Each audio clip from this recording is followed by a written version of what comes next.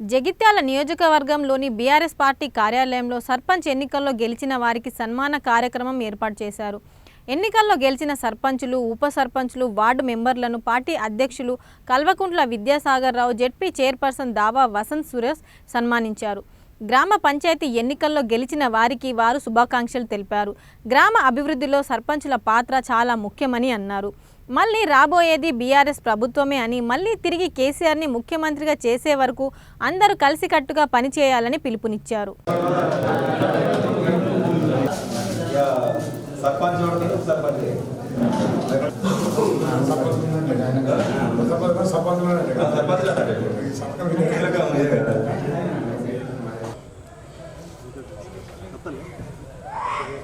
వెంకకి రావాలి, వెంకకి వీడియో కొనసాగత్తాం. జై తెలంగాణ, జై తెలంగాణ, జై తెలంగాణ, జై తెలంగాణ, జై తెలంగాణ.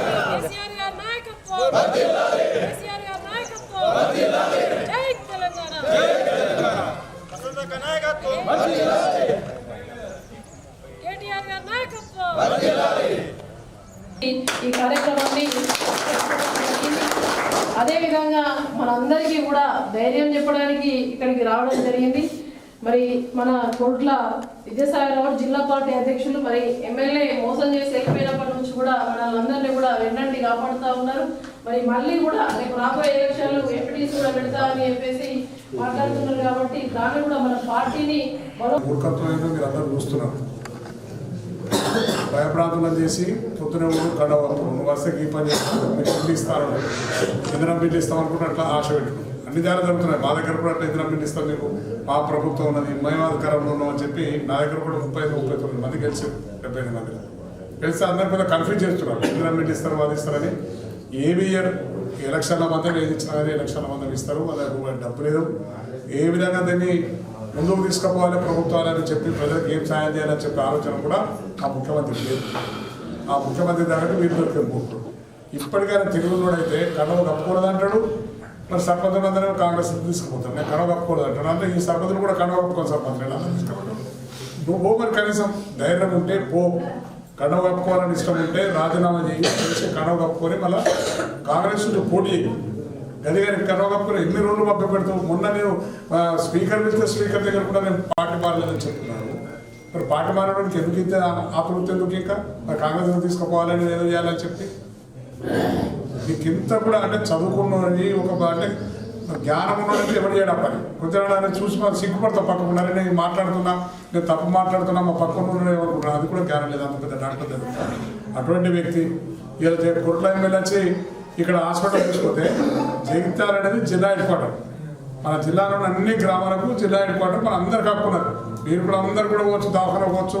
అక్కడ జరగనేమైనా అవకతలు జరిగే కూడా ప్రశ్నించే హక్కు మీ వార్డు మెంబర్లకు ఉన్నది, సర్పంచులకు అందరికీ ఉన్నది. మన అందరిది జిల్లా ఇది. ఆయన ఒక్కది కాదు జిల్లా. ఆయన హాస్పిటల్, పావని హాస్పిటల్లో ఏం పెట్టుకోవడం, కంటి వైద్యం ఆయన స్వంతం. కానీ ఇక్కడ ఏది ఉన్నా మనందరూ సమానం. జిల్లాలో ఉన్నప్పుడు మనందరం జిల్లాలో అన్నింటిలో మనకు రైట్స్ ఉన్నాయి. సామాన్య ప్రజలకు అందరికీ ఆ విధంగా ఉన్నదాన్ని నువ్వు గిరిగా చూసుకో, నీ కొట్ల చూసుకో. నీ దౌర్భాగ్యాన్ని గవర్నమెంట్ మేము తీసుకొచ్చుకున్నాం. కొట్ల ఎంతో అభివృద్ధి దిశలో తీసుకుపోయినా హాస్పిటల్ 100 పడకల హాస్పిటల్ చేసావు. దాంట్లో ఒక ఎక్విప్మెంట్స్ దాని సామాగ్రి లేదు, ఇప్పటికి కూడా డాక్టర్ లేరు. నువ్వు ఇయ్యలేదు. 2 నెలల నుంచి నువ్వు దరిద్రం. అదే మా ప్రభుత్వం ఉండేదాన్ని కరకలు నాటిస్తుంటుంది. ఇలా మెట్పల్లి హాస్పిటల్ పెట్టాము. ఆయన బిల్లు ఇయ్యక పాపం అయినాక 3 కోట్ల రూపాయలు పేమెంట్ ఇవ్వాలి. ఆపేషన్ బిల్లు ఆపేషన్ ఆయన కూడా. అది ఎవరికి దౌర్భాగ్యం? నీది, నీ నాయకుడిది. నీ నాయకుడికి చెప్పు, అరే ఇచ్చే డబ్బులు అయితే రిలీజ్ అయ్యాయి, కొత్త ఏమన్నా కాదు, కానీ పాత పనులకైతే డబ్బులు రిలీజ్ అవ్వచ్చు చెప్పు. ఎన్నో బ్రిడ్జ్లు, బంతలు, రోడ్లు అన్నీ ఆగిపోయాయి. ఎందుకు ఆపినాం? ఈ ప్రభుత్వం ఆపింది కనుక నీకు తెలియలేని మాటలు మాట్లాడకుండా నేను అభివృద్ధి చేస్తా. ఏం అభివృద్ధి చేస్తావు? ఇలా నువ్వు రాకముందే హాస్పిటల్, మెడికల్ కాలేజ్ అన్ని మనం ప్రభుత్వం ఉండగా కేసీఆర్ గారు జిల్లాలో ఉండాలని చెప్పి జగిత్యాల జిల్లాను ఒక ప్రత్యేకంగా చూసి ఇలా నీకు హాస్పిటల్ ఇచ్చాము, ఇలా ఇక్కడ మెడికల్ కాలేజ్ ఇచ్చినా అని ఇచ్చాము. అవి పూర్తి 2 నెలలు అయిపోయింది. అవి ఏమని లేచి నువ్వేం చూసేది, నువ్వు చూసుకో అని ఒక జిల్లా అక్కడ సొంతమా? నీ అందరిగా కలిసి నీ ఇంటగా నేను గుర్తు కలుసుకుంటాడు. మా అందరు కాకున్నది ఇక్కడ మాట్లాడడానికి, నాకున్నది, వసంతకు ఉన్నది, అందరికి ఉన్నది ఇక్కడ మాట్లాడడానికి, కోర్టులు ఎమ్మెల్యే గారు ఉన్నారు. అటువంటి పిచ్చి మాటలు మాటలు పని చేయు. చదువుకున్నోని జ్ఞానిగానే ఉంటుంది. జ్ఞానిగా కనీసం చదువుకున్నారా, మంచి డాక్టర్ అని పేరు ఉన్నది కనుక ఆ పేరు కాపాడుకో. కంటిలో ఆపరేషన్ చేస్తుంటా మంచి డాక్టర్ పేరు ఉన్నది కనుక అది కాపాడుకో. కానీ ఇటువంటి పిచ్చి పిచ్చి మాటలు మాట్లాడితే డాక్టర్ పిచ్చి వేసి దాని పరిస్థితి తెచ్చుకోక చెప్పుకోరు. అటువంటి మానేసేయాలి. తప్పగా నువ్వు మమ్మల్ని తీసుకుపోవద్దు. మీరు కూడా ఒకటే చెప్తున్నాం అందరికి. అయ్యో మన ప్రభుత్వం లేదా ఇంకా 2 ఏళ్ళు 3 ఏళ్ళు పోయినా దురదృష్టం 2 ఏళ్ళు 5 ఏళ్ళు పాడవ వనవాసం అంటే 2 ఏళ్ళు కలిసిపోయింది. ఇంకా 3 ఏళ్ళు ఉన్నది మాకు.